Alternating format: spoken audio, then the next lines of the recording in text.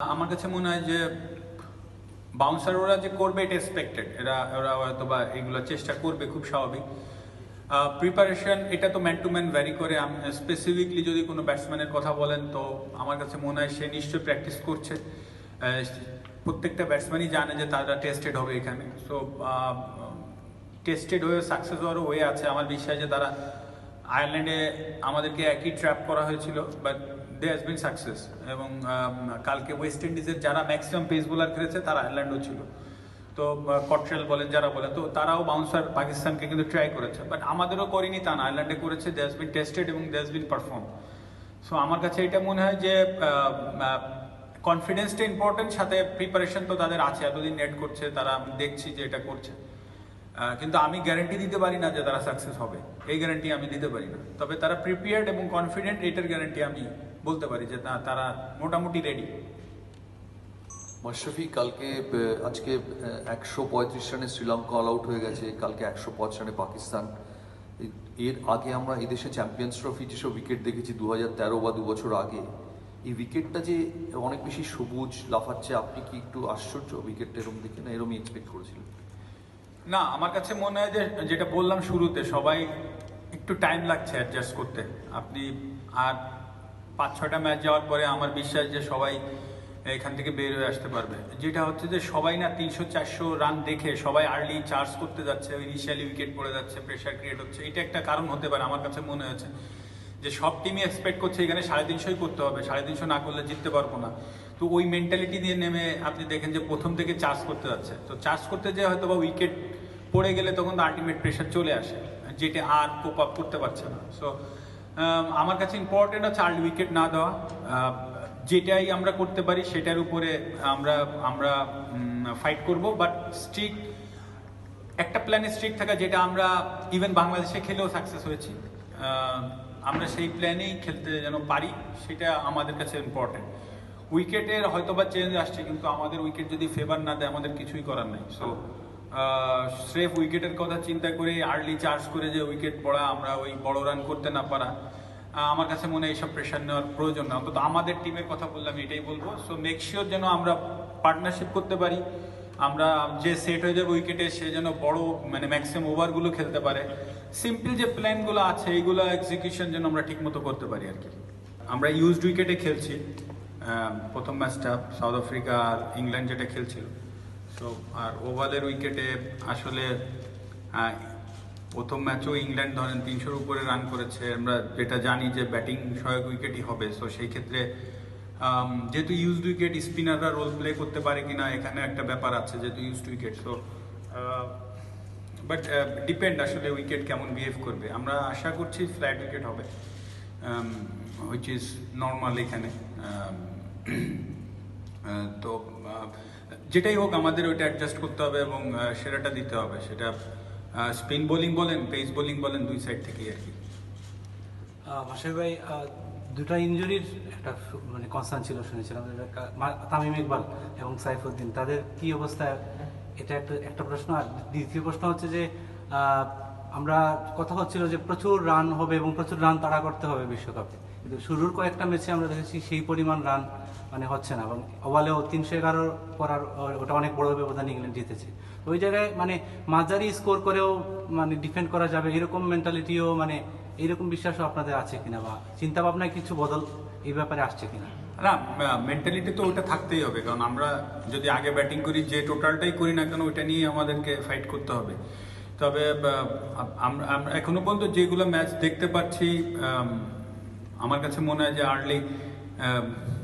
Early wicket পড়ে যাচ্ছে, এই কারণে হয়তো বা রানগুলো বড় হচ্ছে না। বাট ওভালে ইংল্যান্ড প্রথমে ব্যাটিং করার পরও 300 করেছে, হয়তো বা ওদের স্ট্র্যাটেজিটা একটু অন্যরকম ব্যাটিংয়ের, সেটা একটা কারণ হতে পারে। সাউথ আফ্রিকা আমার কাছে মনে হয় যে এখানে যদি হাশিম আমলার সেটব্যাকটা খুব ইম্পর্টেন্ট ছিল ওদের জন্য, ওইখানে ও চলে যাওয়ার পরে 2টা উইকেট পড়ে। আসলে একটা ঘটনার পেছনে ছোটোখাটো কারণগুলোই একটা টিমকে পিছিয়ে দেয়, আবার একটা ছোটোখাটো কারণ অনেক সামনে নিয়ে আসে। সো আমার কাছে মনে হয় যে সব কিছুর সাথে সব কিছু রিলেটেড আছে। এখানে আর্লি উইকেট পড়ে গেলে হয়তো বা বড় রান করা একটু কঠিন হবে। সো আমরা যদি ব্যাটিং করি আমাদের ওইটা মাথায় রাখতে হবে, আর্লি উইকেট না দিই, বোলিং করলে আমাদের চেষ্টা করতে হবে যেন আমরা আর্লি কিছু উইকেট নিতে পারি। সো এইটা আমার কাছে মনে হয় বেস্ট ওয়ে ইংল্যান্ডে খেলার জন্য। আর একটা প্রশ্ন করলেন যেটা হচ্ছে যে তামিম ইনজুরির হ্যাঁ। ইস্যুস, ওদের ফিটনেস টেস্ট হবে আজকে। তামিম অলরেডি ব্যাটিং করছে, সাইফুদ্দিনও দেখা হবে। তারপরে ফিজিওর কলের উপরই ডিপেন্ড করছে আসলে। মাসে ভাই বিল্ড আপের কথা যদি বলেন, এই ওয়ার্ল্ড কাপের আগে যে আপনারা আয়ারল্যান্ডে যে ট্রাই সিরিজ খেললেন, তারপরে একটা ছোট ব্রেক ছিল, তারপরে এখানে একটা প্র্যাকটিস ম্যাচ খেলতে পেরেছেন, মানে বিল্ড আপের দিক থেকে দুইটা প্রশ্ন। একটা হচ্ছে ক্রিকেটিং সাইড থেকে বিল্ড আপটা কীরকম হয়েছে আপনার মতামত, আর দ্বিতীয়ত হচ্ছে 2011 ওয়ার্ল্ড কাপ তো আপনি খেলেননি, কিন্তু দেখেছেন যে কীভাবে মানে একটা এক্সপেকটেশন বাড়তে থাকে। 15তেও একটা মানে একটা ভাইব ছিল, 2007এও একটা তো ইন্টারেস্ট ছিলই, তো ওই দিক থেকে এটা একটু কম কিনা, মানে মানে ম্যাডনেসটা একটু কম কিনা? প্রথমটা হচ্ছে আপনার মাঠের বিল্ড আপটা কিরকম হয়েছিল? আমার কাছে মনে হয় যে দেখেন, আমাদের সর্বোচ্চ প্রস্তুতি যেটা নেওয়া দরকার ছিল আমরা সোফার আমরা চেষ্টা করেছি। এটার পেছনে হয়তো বা কিছু ইনজুরি এসেছে, বাট আশা করি তারা সুস্থ হয়ে যাবে। কিন্তু আমি এক্সপেক্ট করছি যেন পুরো টুর্নামেন্টটা তারা সুস্থ থাকে এবং খেলতে পারে, কারণ আমাদের কিছু কি প্লেয়াররা ছোটোখাটো নিগেলস আছে। সো আমি আশা করছি যেন ইনশাল্লাহ তারা পুরোপুরি সুস্থ হয়ে খেলতে পারে। আর ছোটোখাটো নিগেলস আসলে থাকবেই ক্রিকেটে, এটাও সত্যি কথা, কারণ এটা নিয়েই খেলতে হবে। আরেকটা যেহেতু হাইপের কথা আপনি বললেন, এটা আসলে আমার কাছে মনে হয় যে ডিপেন্ড আসলে যে নেসেসারি কিনা আর আননেসেসারি কিনা। আমাদের অনেকেই চিন্তা করছে যে আমরা এবার ওয়ার্ল্ড কাপ জিতে গেছি, অনেকেই চিন্তা করছে সেমিফাইনালে উঠে গেছি। আমার কাছে মনে হয় না এগুলো আননেসেসারি। আমরা কোনো ফ্রম নোওয়্যার আমরা এখানে ওয়ার্ল্ড কাপের ফেভারিট, কোনো জায়গা থেকে আমরা ফেভারিট না। যদি উইকেট বলেন, যাই বলেন, ইভেন কালকের ম্যাচ বলেন, আমরা অবশ্যই সাউথ আফ্রিকা অবশ্যই ফেভারিট হিসাবেই খেলবে।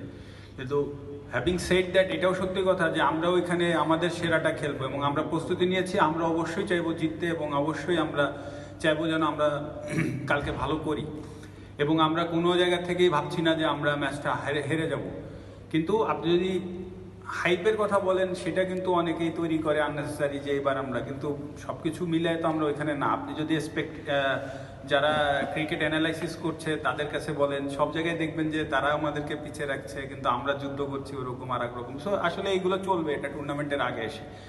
সো আমাদের প্লেয়ারদের যেটা ইম্পর্টেন্ট সেটা হচ্ছে যে আমরা কিভাবে সাকসেস হয়েছি, আমাদেরকে নিয়ে যে এক্সপেকটেশনটা তৈরি হয়েছে সেটাও বা কেন তৈরি হয়েছে। সো আমরা আমাদের নর্মাল ক্রিকেট খেলেই পর্যন্ত এসেছি। সো আমাদের কাছে এটা is an another tournament. South আফ্রিকার সাথে দ্বিপাক্ষিক সিরিজ খেললেও কি হতো যে এই ম্যাচটা ইন্টারন্যাশনাল কাউন্ট হতো, কালকের ম্যাচটাও একটা ইন্টারন্যাশনাল ম্যাচই কাউন্ট হবে। হ্যাঁ, সো আমাদের প্লেয়ারদেরকে এইভাবেই জিনিসগুলো দেখতে হবে এবং যত নর্মাল থাকা যায় মাঠে এবং জিনিসটাকে one match at a time এইভাবে নেওয়া যায়, তত আমার কাছে মনে হয় যে আমরা আমাদের বেস্টগুলো বের করতে পারবো। আদারওয়াইজ সমস্ত এক্সপেকটেশন, সমস্ত কথা শুনে যদি আমরা ক্রিকেট মাঠে ঢুকি, আমাদের জন্য এটা আরও অনেক বেশি প্রেশার হবে। আমার কাছে মনে হয় যে আগের বারে বরঞ্চ আরো কম ছিল। এবার আমার কাছে মনে হয় যে আপনারা থেকে শুরু করে সবাই মোটামুটি একটা এক্সপেকটেশনে আছেন যে হয়তো আমাদের কিছু প্লেয়ারও এক্সপেক্ট করছে যে আমরা এবার, হুইচ ইজ গুড। আমি মনে করি না যে খারাপ, এটা অবশ্যই ভালো। এক্সপেকটেশন অনেক সময় বেস্টটা বের করে আনে, বাট আমার কথা হচ্ছে যে এক্সপেকটেশন যেন প্রেশার ক্রিয়েট না করে। সো আমি আশা করব যে প্লেয়াররা যেন এইসব কিছুর থেকে বাইরে থাকে এবং তারা তাদের মূল কাজটা নিয়ে ফোকাস থাকে। বাংলাদেশ কি এক্সট্রা একটা অ্যাডেড অ্যাডভান্টেজ নিয়ে নামবে কিনা, কারণ ফার্স্ট ম্যাচ ছাড়া সাউথ আফ্রিকা প্রেশার থাকবে, এটা বাংলাদেশ ক্যাপিটালাইজ করতে পারবে কিনা ফার্স্ট।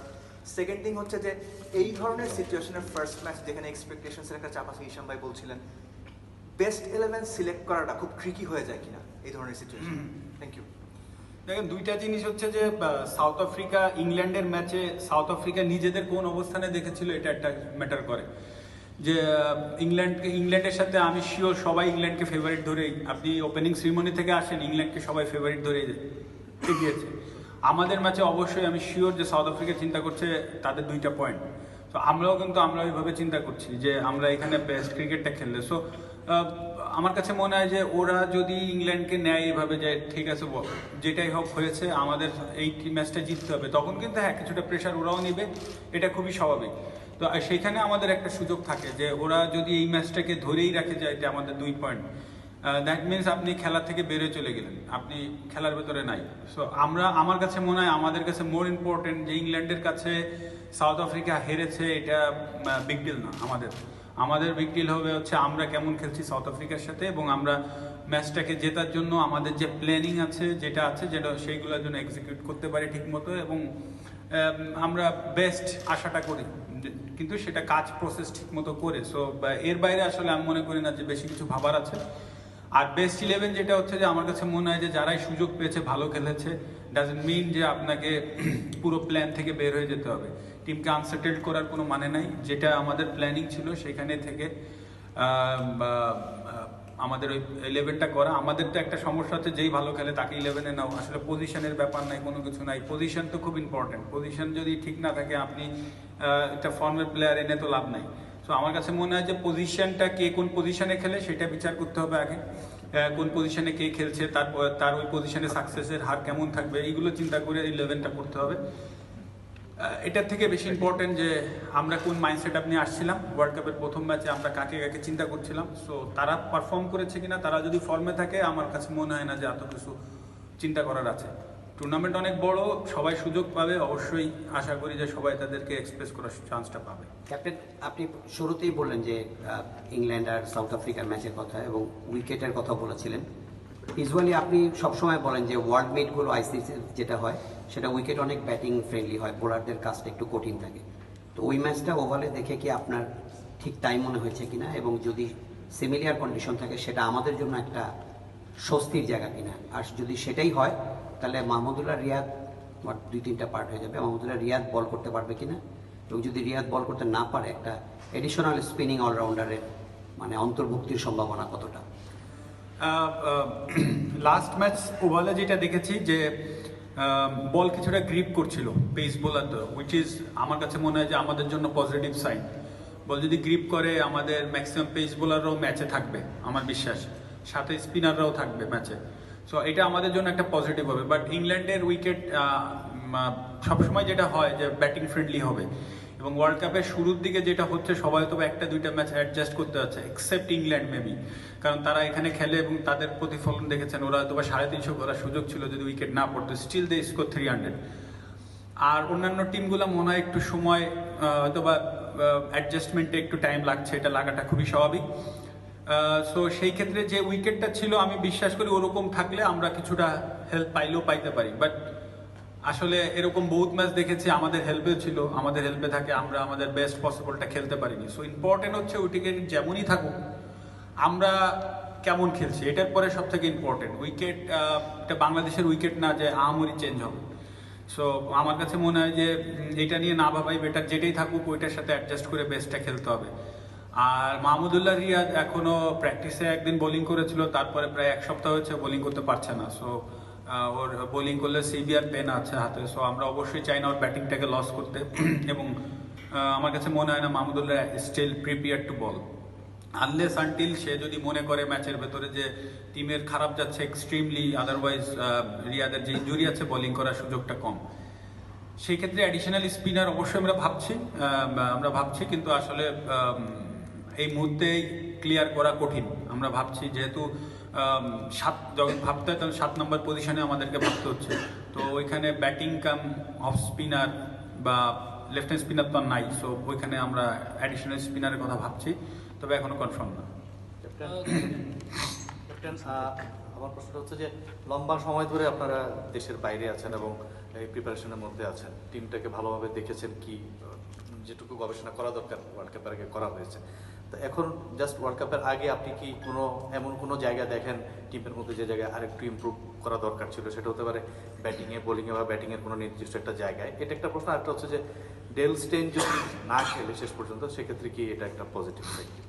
নামে হ্যাঁ না, আমার কাছে আসলে একটা ম্যাচ ঠিক মতো বা 3টা ম্যাচ ঠিক মতো যাচ্ছে বলে ওই জায়গাটা সিকিউরড আমি কখনো ওইভাবে দেখি না জিনিসটাকে। স্টিল সৌম্য তামিম তার বেস্ট ফর্মে আছে, কালকে যে 2 বলে 2জন আউট হয়ে যেতে পারে।